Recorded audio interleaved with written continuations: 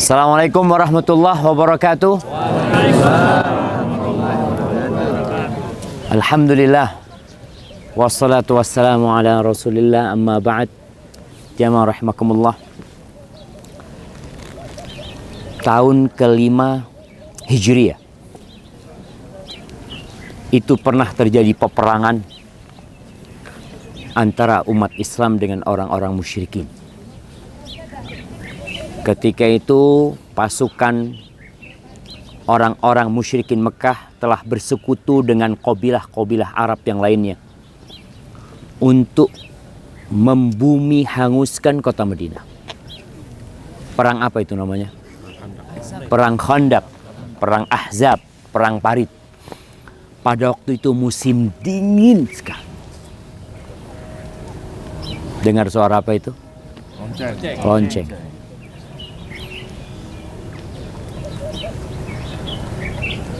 Ketika orang-orang musyrikin sampai ke kota Madinah dan musim itu musim dingin, tidak ada satupun buah kurma yang bisa dipetik. Maka orang-orang musyrikin mengepung kota Madinah selama 1 bulan dengan harapan mereka kelaparan atau mereka menyerahkan diri mereka. Dingin yang gak ketulungan. Kalau kita dingin, pakai jaket, makan banyak, insya Allah hangat. Di akhir kehancuran pasukan musuh, Nabi SAW ketika menggali Khandaq itu perutnya sudah dilapisi pakai batu.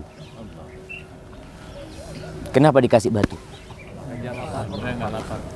Supaya nggak mah. Supaya yang namanya lambung itu nggak gerak terus kosong, jadi diikat sama batu. Para sahabat pun seperti itu. Malam hari kehancuran orang-orang musyrikin, Nabi SAW lagi sholat. Semua sahabat sedang kedinginan.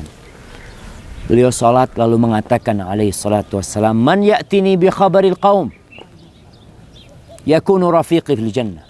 Siapa yang datang bawa informasi tentang orang-orang musyrikin, sedang ngapain mereka sekarang, dia akan bersamaku di surga. Itu satu pun sahabat nggak ada yang berdiri. Mereka kedinginan. 3 kali Rasul SAW mengatakan itu, nggak ada satupun yang berdiri. Lalu beliau mengatakan, "Qum ya Hudzaifah." Hudzaifah, bangun. Kalau sudah disebut nama berarti harus taat. Tapi ketika perintah umum, ya umum perintahnya, siapa yang mau.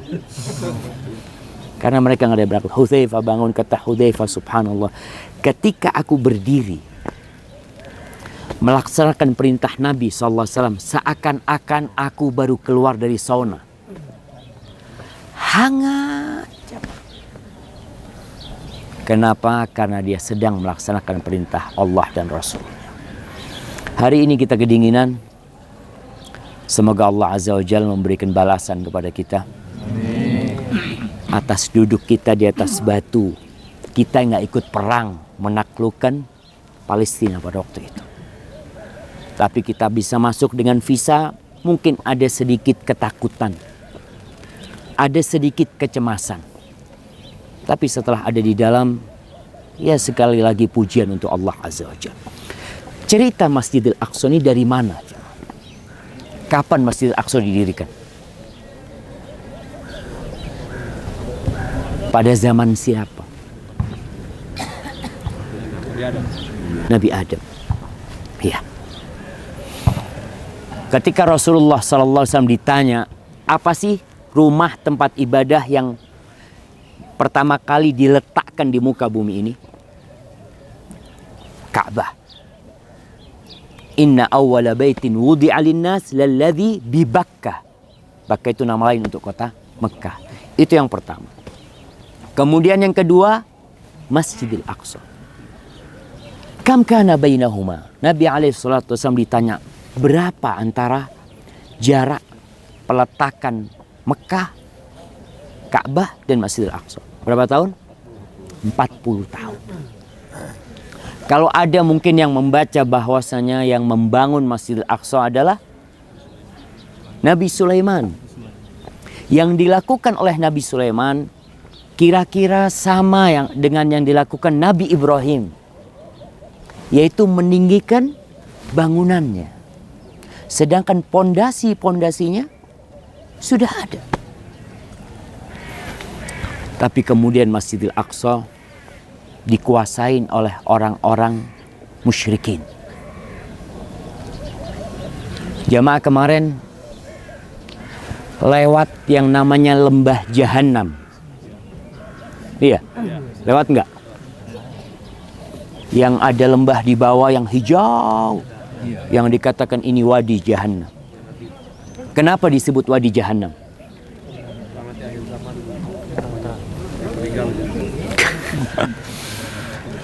Di bawah sana itu ternyata tempat dibakarnya tumbal oleh kaum Kan'anin. Jadi mereka itu membakar bayi umur 3 tahun, dibakar di sana, di satu tempat dibakar sebagai pengorbanan mereka kepada berhala-berhala mereka. Maka disebut dengan Wadi Jahanam, neraka. Terus kapan umat Islam masuk ke Palestina?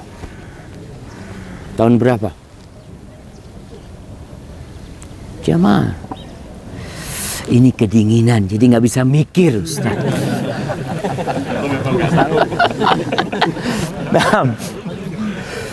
Nah, tahun berapa? Ana juga kedinginan.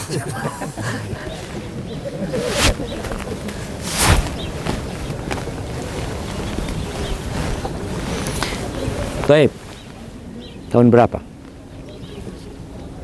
Jamaah, kita datang ke Masjidil Aqsa nggak ngerti sama sejarah Masjidil Aqsa. Ngelihat turis-turis dari Australia sebelum datang ke Jawa, sebelum datang ke Bali, apa yang dia beli? Peta. Makanya kita ngelihat kadang-kala turis itu cuma berduaan, nggak pakai guide. Naik kereta, nanti naik bus, nanti naik motor, seperti itu. Sedangkan kita selalu rombongan. Nanti di sana apa katanya Ustadz, sudah. Ustadznya ke kanan, Ustadznya ke toilet, ya rame di toilet. Itu yang menyebabkan kurang berasa kita berada di tempat ini, jamaah. Duduk di tempat ini pun kadang-kala kurang. Ngapain Ustadz di sini, Ustadz? Ada orang nanti ke masjid lagi. Iya. Capek Ustadz. Memang ini tujuan kita, jemaah. Kira-kira pada tanggal 13 Ramadan tahun 15 Hijriah, Umar bin Khattab radhiyallahu taala anhu datang ke tempat ini. Ada yang mengatakan bulan Rajab tahun 16 Hijriah. Umar bin Khattab masuk ke tempat ini. Sebelum masuk ke tempat ini, Umar bertanya kepada Ka'ab al-Ahbar. Ka'ab al-Ahbar itu ulama Yahudi yang masuk Islam. Umar bertanya, di mana lokasi Masjidil Aqsa? Umar perlu mengecek. Kenapa? Karena Masjidil Aqsa itu sudah dikuasain oleh orang-orang Nasrani selama 300 tahun. Sedangkan orang Nasrani benci sekali dengan Yahudi. Maka Ka'ab al-Ahbar menceritakan jarak Masjidil Aqsa itu dihitung dari Wadi Jahanam, dari lembah Jahanam. Dari sana terhitung berapa meter, itulah mulai batasan Masjidil Aqsa. Umar datang masuk ke sini. Kita lihat kubah yang di belakang kita. Di atasnya ada bukit kecil. Di ujung bukit itu ada gua. Ini sempat menjadi tempat sampahnya orang Nasrani selama 300 tahun. Tempat sampah. Kenapa? Orang Nasrani balas dendam. Di sebelah sana itu ada yang namanya Gereja Kiamat. Gereja Kiamat itu diyakini tempat disalibnya Nabi Isa alaihissalam. Ketika Yahudi berkuasa, tempat itu dijadikan pembuangan sampah oleh orang Yahudi. Jadi mereka membalas apa yang dilakukan oleh orang Yahudi kepada orang Nasrani. Ketika Nasrani berkuasa, maka tempat ini kiblat. Disebutkan di sini kiblat. Jadi orang ketika sholat di dalam sini, masuk ke menghadapnya kemana? Ke gunung ini. Jadi oleh orang-orang Nasrani dijadikan tempat sampah. Umar bin Khattab datang ke tempat ini. Kemudian dibersihkan tempat itu. Sampai ada yang riwayat Umar membersihkannya bersama para sahabat, bersama tabi'in. Dan Umar menggunakan selendangnya membersihkannya. Setelah selesai, Umar tanya, Aina nusalli? Kita mau sholat di mana? Karena kiblatnya sekarang menghadap ke Masjidil Haram. Bukan lagi ke sana. Jadi ngadepnya kemana nih? Bikin masjid di mana? Bikin bangunan ya. Kalau Masjidil Aqsa, ya sudah. Semua lokasi ini namanya Masjidil Aqsa. Tapi bangunannya di mana mau dibangun? Kata Ka'ab al-Ahbar, yang orang Yahudi ini, dia mengusulkan di baliknya gunung itu. Supaya dia dapat dua kiblat. Kiblatnya Yahudi dapat, kiblatnya umat Islam dapat. Kata Umar bin Khattab, dara'at kal Yahudiyah, engkau sudah terpengaruh sama Yahudiyahmu, kata dia. Karena dia dulu orang Yahudi gitu, masih ada tuh. Enggak, dibangunlah di depan sini. Itu masjid. Itu cerita Islam masuk ke sini. Bagaimana cerita orang-orang Bani Israel sampai ke sini? Bukankah Bani Israel sudah pindah ke Mesir? Nabi Yusuf alaihissalam hidup di Badiah ya, di kampung Palestina sini. Kejadian bagaimana 11 saudaranya atau 10 saudaranya kemudian menjual Nabi Yusuf alaihissalam. Nabi Yusuf dibawa ke Mesir. Kemudian di situ pada akhir ceritanya beliau menjadi salah satu pejabat negara. Ketika menjadi salah satu pejabat negara, semua keluarganya dibawa ke Mesir. Itu kisah kenapa Bani Israel ada di Mesir. Di sana mereka hidup. Sampai Nabi Musa alaihissalam. Kejadian Nabi Musa berdakwah. Tapi ternyata Fir'aun dan orang-orang Egypt pada waktu itu tidak mau mengikuti dakwah Nabi Musa. Akhirnya Nabi Musa pergi meninggalkan Mesir. Menuju ke Palestina. Menyeberangi lautan. Malam hari Allah mengatakan kepada Nabi Musa alaihissalam, fa'asri bi'ibadi laylan. Kalian berangkat, Musa, engkau berangkatlah bersama hamba-hambaku di malam hari. Kalian akan diikutin. Allah sudah menyebutkan kalian akan diikuti. Nabi Musa keluar. Berapa jumlah Bani Israel? Riwayat itu banyak sekali. Sampai ada yang mengatakan 600.000 jumlah mereka. Ada yang mengatakan kurang dari itu. Tapi jumlah yang banyak sekali. Ketika jalan, mereka tersesat. Di malam hari ini jemaah.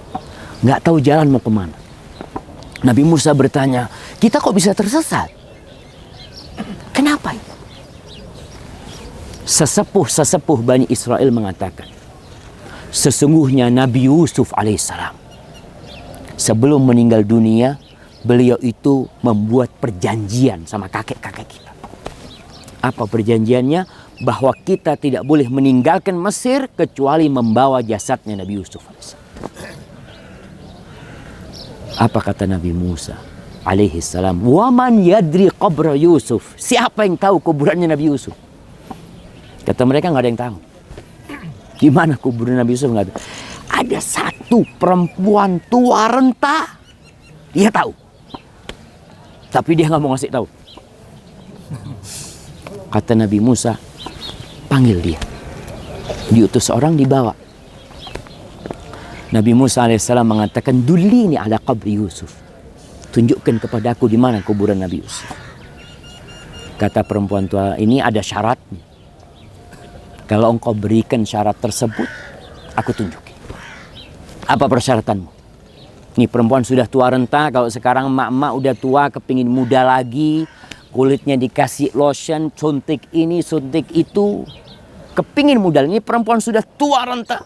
Ketika ditanya, apa syaratmu? Aku ma'aka fil jannah.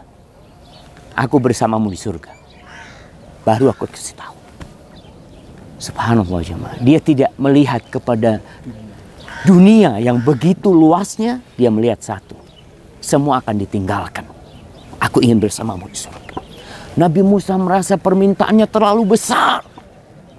Hanya untuk menunjukin kuburan Nabi Yusuf. Tapi kalau nggak ditunjukin kuburan Nabi Yusuf, nggak bisa mereka meninggalkan Mesir. Akhirnya Allah mewahyukan kepada Nabi Musa, berikan syarat dia. Dikasih syarat. Akhirnya ditunjuk sebuah tempat, ada genangan air jemaah di Mesir itu, tunjukkan, keringkan tempat ini, lalu gali tempat ini, digali dan dapat jasadnya Nabi Yusuf alaihissalam. Karena tanah itu tidak memakan jasadnya para nabi. Ketika diangkat, jalan menuju ke pelarian itu jemaah seperti siang hari. Mereka berangkat. Subhanallah. Terus berjalan ketika masuk pagi hari. Mereka menjumpai lautan. Mereka mengatakan, Musa, habis kita sudah. Kenapa? Ternyata Fir'aun udah nyampe juga. Bersama bala tentaranya. Yang ini jalan kaki, ada orang tua-tua, ada orang yang lemah berangkat, nggak bisa cepat. Kalau yang namanya Fir'aun, mereka tentara-tentara yang berangkat. Sehingga bisa lebih cepat lagi mereka. Falamma tara al-jam'an, qala ashabu Musa inna lamudrakun. Ketika mereka saling melihat sudah. Jadi pasukan Fir'aun melihat dan kaumnya Nabi Musa melihat, aduh, habis kita sudah. Tapi seorang mukmin harus yakin sama Allah Azza wa Jalla. Ketika Allah memerintahkan, pasti ada jalan. Apa kata Nabi Musa alaihissalam? Memang di depan lautan. Di belakang pasukan. Tapi ada Allah Azza wa Jalla yang bersama kita. Nabi Musa mengatakan, kalla, nggak mungkin. Mereka nguasain kita, nggak mungkin. Inna ma'aya rabbi sayahdin. Bersamaku ada Rabbku yang akan memberikan petunjuk kepadaku. Kita ini kadang-kadang dalam kehidupan ini nggak yakin. Ragu sama Allah Azza wa Jalla. Sama kekuatan dan kebesaran Allah Azza wa Jalla. Kita lihat kaumnya Nabi Musa ragu. Tapi ada Nabi Musa alaihissalam yang meyakinkan mereka. Akhirnya Allah belah lautan. Mereka selamat. Setelah mereka selamat jemaah,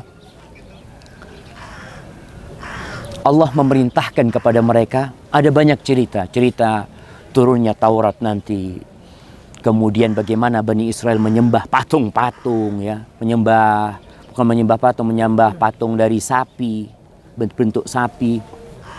Kemudian setelah itu mereka diperintahkan untuk masuk ke Urshalim. Allah ceritakan hal ini di surat Al-Maidah. Nah, di surat Al-Maidah ayat 20 dan selanjutnya. Nabi Musa mengatakan kepada kaumnya, ya qaumi, wahai kaumku, udkhulul ardal muqaddasah. Masuklah kalian ke Holy Land. Bumi yang disucikan. Jadi mungkin kita mendengar Mekah itu Holy Land. Madinah Holy Land. Kemudian Masjid Aqsa Holy Land. Nah, betul. Tapi yang berbeda, Mekah dan Madinah itu tanah haram. Ingat, tanah haram. Kalau Masjidil Aqsa bukan tanah haram. Jadi tanah haram cuma ada dua, Mekah dan Madinah. Tapi kalau diartikan tanah haram itu tanah suci, maka Masjidil Aqsa masuk tanah suci tapi tidak masuk tanah haram. Jadi bukan tanah haram. Apa maksudnya haram? Burungnya nggak boleh diburu. Di tanah haram itu nggak boleh. Omanya ada burung dara, kita kepingin sate burung dara tangkap, nggak boleh. Tapi kalau di tanah Urshalim boleh. Tapi itu bumi yang disucikan. Allah mengatakan, Allah menceritakan hal ini. Nabi Musa mengatakan, udkhulul ardal muqaddasata allati kataballahu lakum fiha wa la tartaddu ala adbarikum fatanqalibu khasirin. Kalian masuk ke dalam sana. Jangan melarikan diri kalian. Nanti kalian akan merugi. Kalau kalian mundur, kalian akan merugi. Apa jawaban kaumnya Nabi Musa? Ini diperintahkan mereka untuk masuk. Dan sebelum mereka masuk, Nabi Musa mengutus 12 orang. Jadi Bani Israel ini terdiri dari berapa suku? 12 suku. Israel itu siapa sih jamaah? Nabi Yakub alaihissalam.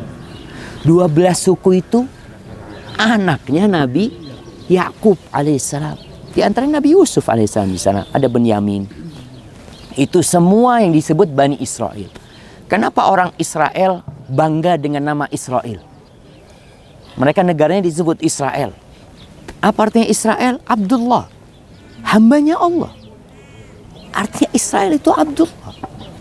Kalau kita lihat malaikat-malaikat namanya siapa? Mikail, Jibril, Israfil. Katanya itu Allah Azza wa Jalla. Kembali kepada 12 orang yang dikirim. Mereka masuk menyusup. Ternyata penduduk yang ada di Urshalim ini, subhanallah, orangnya gagah-gagah, besar-besar. Dari 12 orang itu balik. Mereka melaporkan kondisi negeri yang mau diserang. Apa kata mereka? Qalu ya Musa, wahai Musa, inna fiha qauman jabbari. Di dalamnya sedang ada orang-orang yang kuat-kuat. Wa inna lan nadkhulaha hatta yakhruju minha. Yang aneh apa kata Bani Israel? Kita nggak akan masuk kecuali mereka keluar. Loh, terus yang mau ngeluarin mereka siapa? Jadi mereka ini enaknya sendiri jamaah. Jadi mental Bani Israel ini setelah mereka diperbudak oleh Fir'aun selama bertahun-tahun, puluhan bahkan ratusan tahun, jadi mentalitas mereka itu penakut. Mereka disuruh masuk, enggak, kita nggak akan masuk. Akhirnya Bani Israel ini buat cerita yang bohong untuk melegalkan ucapan mereka ini. Disebutkan bahwasanya penduduk yang ada di sini itu ketika 12 orang itu pergi, mereka sembunyi di kebun anggur. Anggurnya itu besarnya satu biji seperti kepalanya orang. Cerita mereka. Kemudian salah satu yang sembunyi itu dipegang, dimasukkan ke karungnya anggur. Jadi menyebutkan bahwasanya kita itu nggak masuk, ya wajar lah karena besar. Ada salah satu yang paling besar. Kalau masuk ke lautan itu cuma sampai setengah betisnya. Raksasa. Jadi kalau antum dengar cerita orang-orang bikin film raksasa, itu ceritanya Bani Israel. Karena ketakutan mereka, ya orangnya besar-besar, nggak ada orangnya besar-besar. Udah selesai. Nabi Adam alaihissalam saja besarnya seperti apa?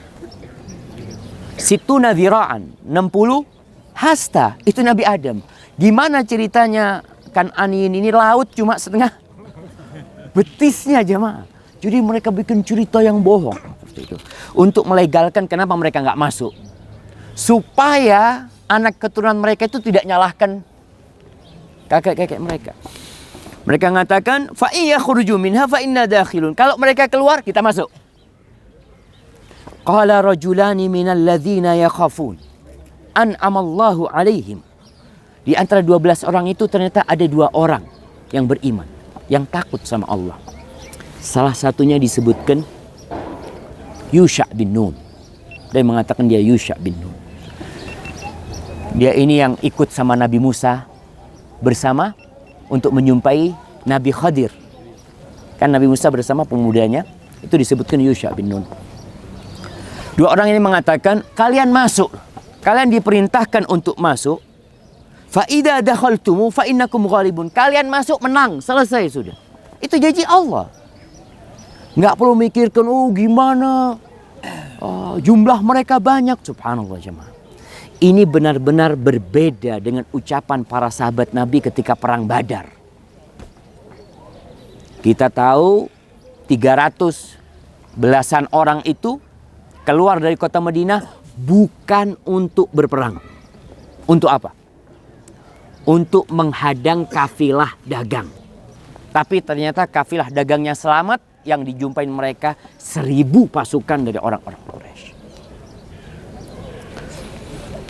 Mereka mengatakan kemudian cerita ini, wa 'alallahi fatawakkalu in kuntum mu'minin.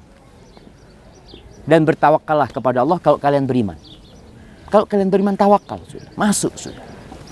Apa kata mereka? Qalu ya Musa, nggak ngomong sama dua orang ini, nggak dianggap dua orang ini. Mereka mengatakan qalu ya Musa inna lan nadkhulaha abadan madamu fiha. Musa, kami benar-benar sungguh-sungguh tidak akan memasukinya selama-lamanya, selama mereka ada di dalam. Sudah. Fadhhab anta wa rabbuka faqatila. Engkau berangkat sama Tuhanmu, perang sana. Faqatila innaha huna qa'idun. Kita tungguin di sini. Kalau kalian berdua menang, kita masuk. Ini Bani Israel seperti itu. Mereka penakut. Maka Allah sebutkan dalam Al-Quran Al-Karim. La yuqatilunakum jami'an illa fi quram muhassanatin aw min wara'i judur. Mereka tidak akan memerangi kalian kecuali mereka berada di kampung-kampung yang penuh dengan benteng atau dari balik tembok-tembok. Makanya kenapa Bani Israel menjadi orang yang paling giat memikirkan senjata. Karena mereka takut. Mereka harus membuat senjata yang mereka tidak tersentuh. Mereka masuk dalam tank ya, supaya orang nggak bisa nyerang mereka. Bagaimana mereka kalau bisa di rumahnya bikin senjata yang ini sampai ke kampungnya mereka. Subhanallah. Itu yang dilakukan oleh mereka. Terus qala Rabbi, Nabi Musa apa yang dikatakan? Mendapati kaumnya hanya 2 orang yang mau. Sisanya nggak mau. Perang. Maka Nabi Musa mengatakan, qala Rabbi inni la amliku illa nafsi wa akhi. Fafruq bainana wa bainal qaumil fasiqin. Ya Allah, aku nggak memiliki kecuali diriku bersama saudaraku. Maka berikan hukuman atau keputusan antara kami dengan orang-orang fasik ini. Pisahkan kami sama mereka sudah. Akhirnya Allah memberikan hukuman. Apa hukumannya? Qal fa innaha muharramatun alaihim 40 sana yatihuna fil ardh. Sesungguhnya Urshalim ini, Palestina ini diharamkan buat Bani Israel selama 40 tahun. Haram mereka datang ke tempat ini. Terus bukan cuma haram, yatihuna fil ardh, dihukum juga mereka tersesat di bumi. Jadi Bani Israel itu yang kira-kira daerah tempat tersesatnya mereka itu, besok insya Allah kita akan ke Ariha, ke Jericho. Setelah Jericho sana, mereka tersesat. Nggak bisa mereka menjumpai tempat yang bisa di tempat tinggalin sama mereka. Mereka berangkat pagi jalan, sore sampai ke tempat mereka lagi jalan. Selama berapa tahun? 40 tahun. Dan Allah kemudian mematikan Nabi Harun alaihissalam, mencabut nyawanya dalam hukuman itu, supaya Nabi Harun nggak terhukum juga kalau harus seperti mereka. Dan Nabi Musa juga meninggal dunia. Ketika Nabi Musa meninggal dunia, ada kisah yang menakjubkan. Nabi Musa ini datengin orang yang mengatakan, engkau waktunya mati, kata dia. Kata Nabi Musa, langsung ditampar orang ini jemaah, sampai matanya itu lepas. Ternyata yang dikirim itu malaikat pencabut nyawa. Naik ke atas. Nabi Musa nggak tahu kalau dia malaikat gitu. Ada orang kayak orang mau apa? Mau bunuh dia atau apa? Akhirnya kembali kepada Allah, ya Rabbi, laqad arsaltani ila abdin la yuridul maut. Engkau kirim aku ke orang yang enggak mau mati. Karena para nabi itu tidak akan mati kecuali dikasih tawaran. Semua nabi tidak dicabut nyawanya kecuali engkau masih mau hidup atau mau meninggal dunia. Nabi kita Muhammad alaihissalam sama. Juga ditanya. Turun malaikat mencabut nyawa, ngomong sama Nabi Musa. Sekarang udah malaikat, udah ngomong sama Nabi Musa. Kata dia, engkau kalau engkau masih mau hidup, letakkan tanganmu di kulitnya sapi jantan. Dengan setiap rambut, setiap bulu yang tertutup dengan tanganmu, engkau dapat tambahan 1 tahun. 1 tahun, berarti sejumlah itu. Terus Nabi Musa tanya, setelah itu, ya mati. Aduh, sekarang aja, kalau nanti mati sekarang. Kalau sama-sama mati sekarang, akhirnya cabut nyawanya. Nabi Musa alaihissalam, tapi Nabi Musa minta, ya Allah, dekatkan kuburanku ke satu lemparan batu ke tanah suci ini, ke Urshalim ini. Maka kuburan Nabi Musa itu nggak di dalam ya, tetap di luar, tapi dekat. Rasulullah Shallallahu Alaihi Wasallam ketika beliau Isra Mi'raj, ketika beliau datang ke tempat ini, beliau melihat Nabi Musa sedang sholat di kuburan. Hadisnya sahih. Kemudian Nabi Muhammad alaihissalam berangkat ke atas, di sana berjumpa dengan Nabi Musa. Ketika turun ke bawah, beliau jadi imam di masjid ini, mengimamin para nabi semua. Maka alam barzakh itu alam yang kita nggak tahu, jamaah. Di situ ada Nabi Musa yang sedang sholat. Di atas ada Nabi Musa yang berjumpa dengan Nabi alaihissalam. Dan di sini Nabi kita Muhammad alaihissalam sholat mengimami para nabi. Selesai cerita Nabi Musa. Berarti Bani Israel belum masuk ke Urshalim. Belum masuk mereka dihukum. Para ulama berbincang tentang hikmah. Kenapa hukumannya 40 tahun? Supaya generasi yang tua, yang nolak itu mati. Berganti dengan generasi yang baru. Jadi kira-kira 40 tahun itu sudah muncul anak-anak yang jiwanya, mentalnya tidak seperti mental bapaknya. Maka 40 tahun. Anggap anak-anak itu umurnya 40 tahun semua. Yang lahir. Di bawah pimpinan Yusha bin Nun. Mereka masuk dari Jericho. Jadi Yusha bin Nun ini Masya Allah membawa pasukan itu untuk melakukan yang kata Bani Israil raksasa itu. Ada 31 kerajaan yang dihabisin oleh Yusha bin Nun ketika masuk ke sini hari Jumat. Peperangan itu terus terjadi pada hari Jumat. Seperti hari kita sekarang. Sampai matahari mau tenggelam. Mereka tahu hari Sabtu nggak boleh perang. Kalau matahari tenggelam masuk hari Sabtu nggak boleh mereka berperang. Lalu Yusha bin Nun memandang kepada mentari. Dia mengatakan, ya Allah, ini makhlukmu ya Allah. Dan aku makhlukmu juga. Ya Allah, tahan nih mentari ya Allah, jangan sampai tenggelam sampai kami menyelesaikan peperangan kami. Itu mentari nggak tenggelam sampai dikalahkan pasukan itu. Maka kemudian Bani Israel masuk ke tempat ini. Dan mereka mendirikan kerajaan di tempat ini. Hidup penuh dengan keamanan. Nanti ceritanya Nabi Daud, Nabi Sulaiman, ada di sini semuanya itu nanti.